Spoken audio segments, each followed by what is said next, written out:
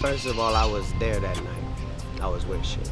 Oh, you were with him. You okay. Do you have any idea who shot Suge?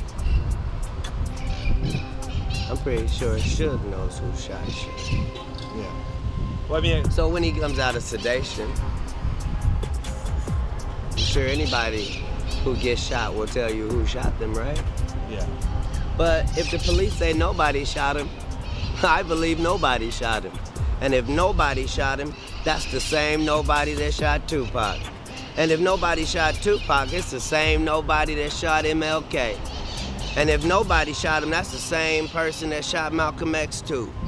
It's a lot of nobodies out there, and nobody minds if nobody comes up missing, right? That don't bother nobody, does it? Who killed Tupac Shakur, the 25-year-old rapper, considered one of the most influential artists of all time, was gunned down in Las Vegas in 1996. Well, on Friday, Dwayne Keefe D. Davis was indicted on one count of murder with a deadly weapon in relation to the killing. Katt Williams did not raise his voice when Tupac was mentioned. He lowered it. What he offered was not an accusation, but the suggestion of a truth that survives precisely because it stays outside the frame. When Netflix finalized its documentary on Diddy, certain moments were emphasized, others reduced, and at least one perspective quietly set aside. The question has shifted. It is no longer what happened to Tupac, but why some stories remain too dangerous to complete. These big dick deviants is all catching hell in 2024. It's up for all of them. It don't matter if you Diddy or whoever you is. TG Jakes, any of them. All lies will be exposed. That's all. And anyone who takes that the wrong way, know why they take it the wrong way. For those who are celebrating this year, yeah. All right, well, let's get right into it. All right, I'm gonna count it down, and we're gonna start from there. I'm gonna go Sure. 3. Are you ready? All right, in 3, 2, real life street stars, man. We are back once again. The woman with the plan, the Jaginator, the Jag Squad, Mrs. Jaguar. Right. Welcome back. Hey, how y'all doing? We're doing good, and Jack, I don't know if How this are is the days going for you guys since you asked? cold. Yeah, it's cold. we got to deal. We got that Philly weather. We got that Philly weather down here, so I don't know what's going on. Yeah, it feels like it. It feels like it. That's insane. I remember when I first moved to Dallas, the first Christmas we had, it was like 68 degrees, 70 degrees. And I was like, see, this is awesome. A Christmas you can barbecue on. So, yeah. We call that freezing down here. Ooh. Yeah, I'll tell you. Horrible. Jack, I don't know if it's a time to celebrate or a time to mourn, because we have a documentary that's trending #1 on Netflix, where we have a black man executive producing the downfall of another black man. Is that what we're calling it? I mean, that's how some people are looking at this thing. Or it might be looked at as a vindication, but that's why we're here. We're gonna have a conversation, man. This Sean Combs, The Reckoning, the 50 Cent Diddy doc. First and foremost, we've been talking about this thing, Jack, for going on 2 years now, and once again, thank you for even being, I guess you could say, a beacon during this whole conversation, as far as kind of spreading light on a lot of things that go down in the industry that, you know, the normal person may not even see or hear about, that happens in the day-to-day. Did you really think 50 Cent, when he first mentioned it, that there was an actual documentary being worked on? Well, see, this is the thing. I can believe that it was happening. At what purpose? See, and that's the thing. Like, my opinion about all of this stuff is so much different than your average person's, and my outlook is so much different than your average person's. Did I believe that it was possible? Absolutely. Why wouldn't he be able to do a documentary? Why wouldn't he be able to bring in Alexandria to come and put this together? Like, the woman who directed this, she doesn't even seem to have a background in hip hop at all. That makes sense. So it's like, it's kind of interesting. It's kind of interesting. The controversy does not begin with what Netflix presented, but with what it chose to exclude. A resurfaced clip of Katt Williams referencing Tupac Shakur, silence, proximity to power, was reportedly absent from the final cut. In a documentary positioned as definitive, an omission becomes a form of authorship. What remains visible shapes collective memory, while what is removed redraws the boundaries of accountability. When a documentary edits its own edges, the issue is no longer content, it is control. Who decides which truths are permitted to exist? The 1996 Soul Train Awards, man, y'all had two run-ins with Tupac and Suge Knight at that award show, right? One outside the award show and one inside the award show. I think the one outside the award show, Tupac and Suge, they pulled up in a red Hummer and Tupac got out and he started yelling at Biggie. And you said somebody named C. Gutter pulled out a gun on Tupac. And I think the one inside the award show, you said that y'all seen Tupac and Suge, and when you look to the side of you, Puffy disappeared. And I did an interview with Napoleon, and he told me that Tupac told him that when Puffy seen him, he ran. And I think Napoleon told me that Puffy ran inside a tour bus. That's what Tupac told him. So from your point of view, man, what happened?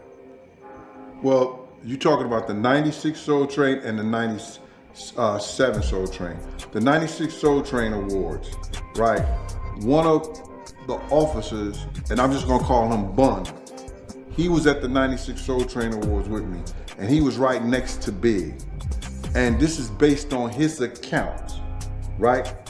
Now this guy is a decorated, he's a decorated officer, been an officer for over 30-some years. And if I'm gonna believe somebody, I'm gonna believe what he tells me. You understand? And I've been knowing him since '86. So now, he tells me, cause we're riding back in the limousine with Puff now, cause Big and them left him out there. He told me, as far as Pac came over there talk about, nah, what, West Side and all this other shit like that. And a woman walked past Big. And when this woman walked past Big, she said, oh, now, Tupac is here. He said, Ma, I ain't scared. I ain't scared of him. You understand? And he said, Pac started saying, nah, what, you fat motherfucker, like that. And Big started saying, what, you know what I'm saying, went back and forth like that. Now, Suge Knight and them, they coming towards. And he said, for no reason, well, you know, you don't know what Suge gonna do, you don't know what, but C. Gutter pulls out the gun. When C. Gutter pulled out the gun, the Nation of Islam got in the middle of it, and they stopped all the bullshit. I don't know if Suge seen the gun or not. I don't know. But even C. Gutter, when he got out of jail, he went on another platform and he said, yeah, I pulled the gun out on Suge.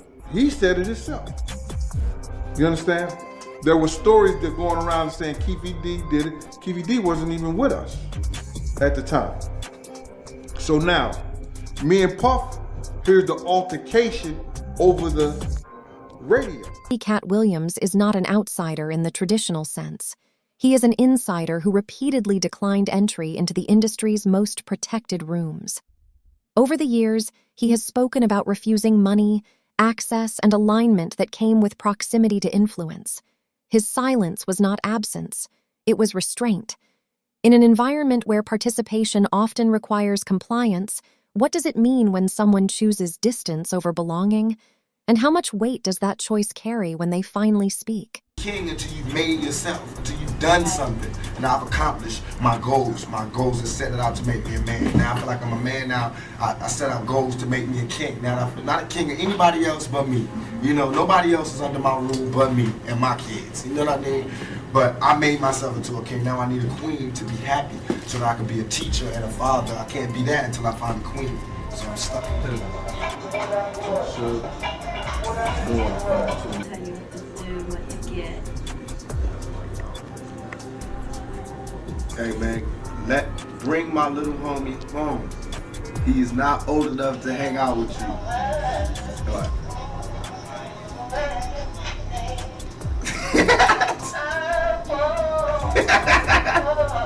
I was home. No, I went to the gas station to wait for y'all. Y'all kept going. So then I went behind you and kept going behind you. When I came behind you, you already went to your house. When I came up to my house, what you saying? Huh? At your house. In a 1995 interview, Tupac Shakur made a statement that continues to echo because of what it carefully avoided. He referenced proof, yet declined to present it publicly. His language was deliberate, measured, more legal than emotional. Oh, you did? You ain't see me turn around. You ain't see me turn around. Excuse me. Sit my little homie on. Put him in the cab or something. I'm doing that at 2 o'clock. Alright? Yeah. Yeah. What? The interview? Right. Yeah. Out here too, I think, on 106. So, can you send a nigga on?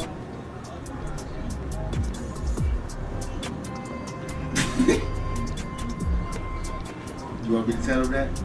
I will tell him that. I'll put that in the interview. So, can you send him on? Huh? Come on, man. The batteries is running out. Cuz, man, we got some work to do. You know I gotta go back to the movie set tomorrow. I don't got but today to work with they have. Yeah, I'm trying to rush the studio. So can you handle that for me, please? Alright, stop bullshit, man. Put him in the cab. I know you smoking on your keys and you think you fucking cash, bro. But send a nigga home. Alright. Now he don't know how to drive. Don't give him no car. Just put him in the cab. This was not the voice of speculation. It was the voice of risk assessment. When someone known for confrontation suddenly chooses restraint, does that signal doubt or an awareness of consequences that extend beyond the individual? Shug? Yes. How's he holding up? Well, first of all, I was there that night. I was with Shug. Oh, you were with him. Okay. Do you have any idea who shot Shug? I'm pretty sure Shug knows who shot Shug. Yeah. Well, I mean... So when he comes out of sedation, I'm sure anybody who gets shot will tell you who shot them, right? Yeah. But if the police say nobody shot him, I believe nobody shot him. And if nobody shot him, that's the same nobody that shot Tupac. And if nobody shot Tupac, it's the same nobody that shot MLK. And if nobody shot him, that's the same person that shot Malcolm X too. It's a lot of nobodies out there, and nobody minds if nobody comes up missing, right? That don't bother nobody, does it? Certainly doesn't bother me. So... Shout outs to the nobodies of the world. You're predicting this is going to be a nobody situation. I'm making no predictions whatsoever. I'm saying the police said they arrested the shooters, then said they didn't arrest the shooters. But I was there, so I know that 20 minutes after people were laying down on the ground shot, no police had entered the... When responsibility dissolves into abstraction, the question becomes unavoidable. Who benefits most from its disappearance? Did Shug do anything to provoke this, or...? Nobody in the world has ever provoked themselves being shot. That's true. There's only two ways to get shot. Either you believe you're somewhere where a person can't have a gun, therefore making you safe, you know, like an airport or a club that restricts entrance, and a situation where the person already has the gun out and you're standing in front of somebody. Now, if you're an idiot, you can believe this was about Suge Knight, but Suge Knight has been accessible every day of his life for 20 years. We know who it was aimed at, we know whose life he saved, and we know why they won't talk about it. But now the rumor mill would tell you, yeah, see, the same thing Suge was doing to Katt, he was trying to do to Chris. They're forgetting something. Suge has never managed me. What about the reports that this was gang-related, that these were two gang members that thought they did it in spite of Tupac? If it was gang-related, then why didn't it happen thoroughly? You see, there's parts of this story that just don't seem to make sense. Right. You're saying it was gang-related, so that means somebody's gang was shooting at somebody's gang, and then somebody's gang didn't shoot. According to 50 Cent, More than 100 hours of footage never made it into the Netflix series. These editorial decisions were framed as practical, time limits, narrative focus. But documentaries are not neutral containers. They are legal, cultural, and financial products. When entire relational timelines are removed, audiences are given resolution instead of complexity.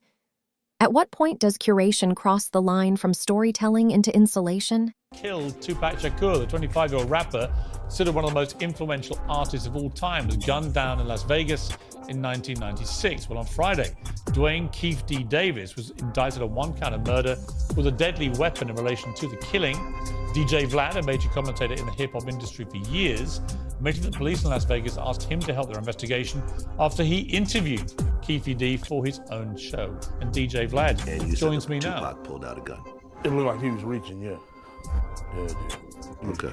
Yeah. Did you actually see a gun?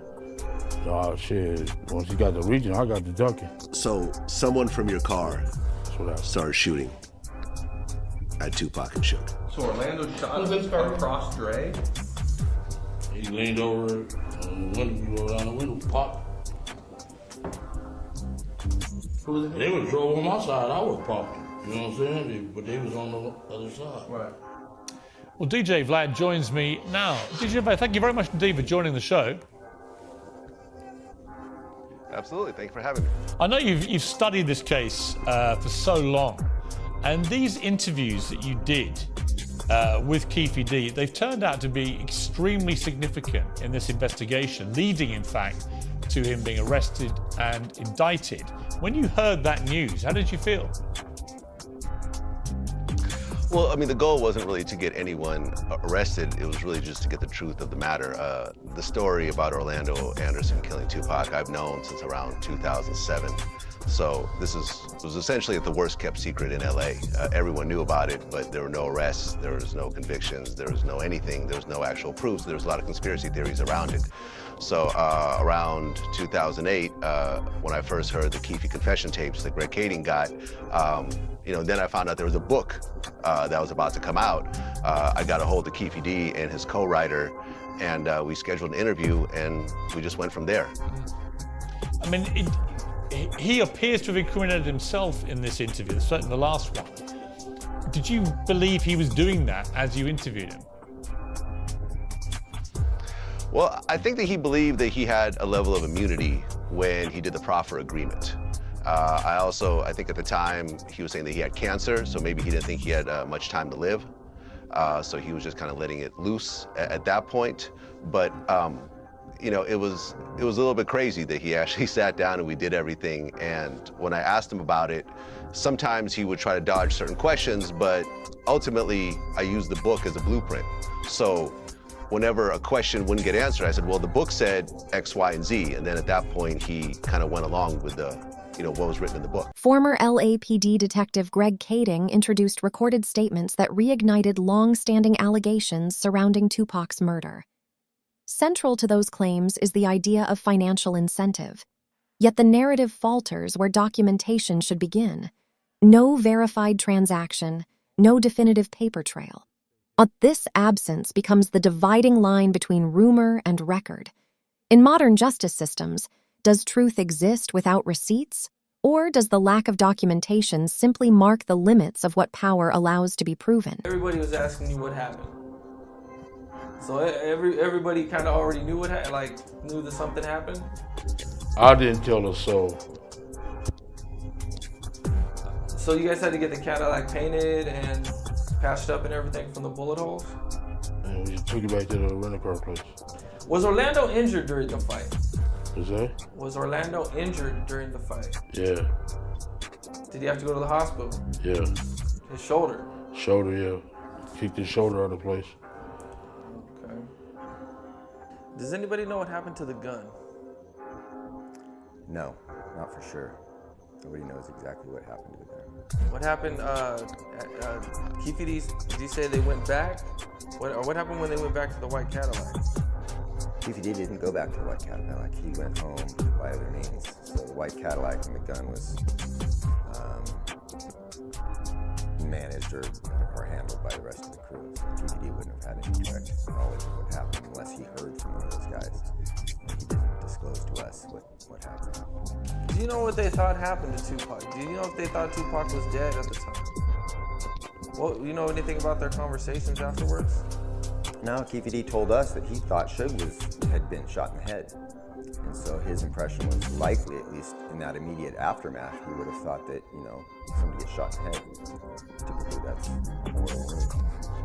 So, the next day, of course, the reports start coming out on the news about Tupac being in the hospital in critical condition. So they would have known as soon as the reports came out that he wasn't dead. I don't know what they thought as far as the shooting. Obviously, Orlando laid down some fire. How many times he shot Tupac, he wouldn't have probably known, but he probably would have known that he hit him. How did so many people find out what happened so quick? The news. MTV, the news with that man, Mike Lampkin. They were talking about you guys? Shit, they evidently Suge said Keefe D nephew. People didn't know me. Keefe D nephew. Suge told him that. Yeah, then he called me a rat. Oh, bitch, you been ratting. Oh, yeah. Been ratting. You hired the police. Oh, man. You just did this shit all wrong, buddy. It's your Connect left town. Your Connect got mad at you. No, that Monday, he called me and told me to meet him at Lyrics from the late 1990s have resurfaced under renewed scrutiny. Some interpret them as symbolic confession, others dismiss them as artistic bravado. Hip-hop has always blurred the line between performance and reality, metaphor and threat. But when art begins to mirror allegation closely enough, interpretation becomes unavoidable. Is cultural expression a shield that obscures intent, or a language that reveals uncomfortable truths when direct speech is too costly? Said you wrote 2 verses for Diddy. One was the Let's Get It. I run this city, send the cops, DA defense to come get me. I ain't tell him to say that. And then this one. Bo knows, but Diddy did it. Shootouts, coastal beef, shit, Diddy did it. Jay, help me with that. Jay, help me with that. Jay, help me with that. Jay did that part right there when he said, shootouts, coastal beef. I wasn't around, but I was like East Coast, West Coast. That was it. And then Keefe D comes out and says, God damn. But they said you wrote it and it's him confessing the crime. Did you see this? No, Did you see man, the meme? Look at the meme. Look. Cats wanna leave me for dead, you coming with me. You coming with me.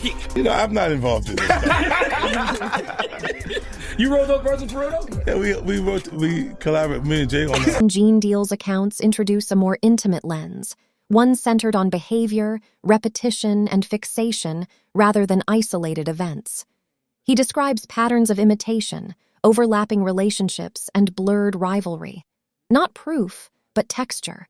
In systems driven by ego and legacy, competition often disguises itself as admiration. When rivalry turns obsessive, how does that reshape motive? And can psychological patterns ever be weighed alongside legal evidence?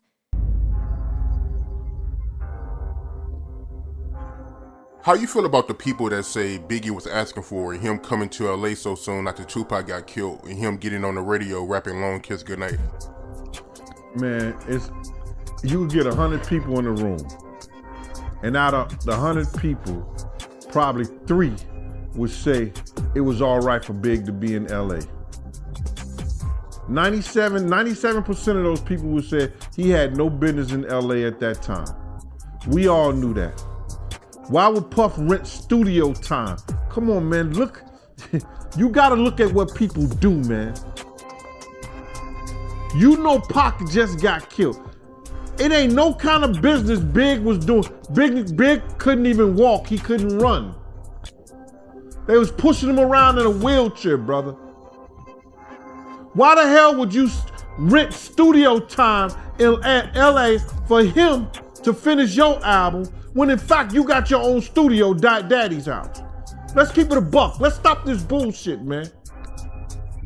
Let's stop doing these interviews, man, about this shit. Because people ain't getting it. He did not want the beef with the Crips. Puff ain't want the beef with the Dog Pound, Snoop them or whatever. Big started that beef.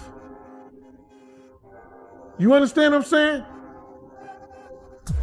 Puff ain't want none of that beef. So what I'm gonna do is,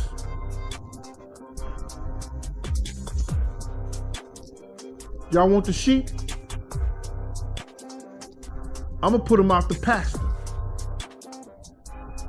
After decades of investigation, speculation, and testimony, the legal outcome remains unchanged. No charges, no convictions. Prosecutors cite insufficient physical evidence. Defense attorneys point to inconsistent narratives. The law demands certainty, but history often proceeds without it.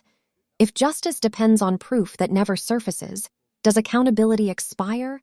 Or does it migrate into public memory, waiting for a moment when truth is no longer too costly to acknowledge?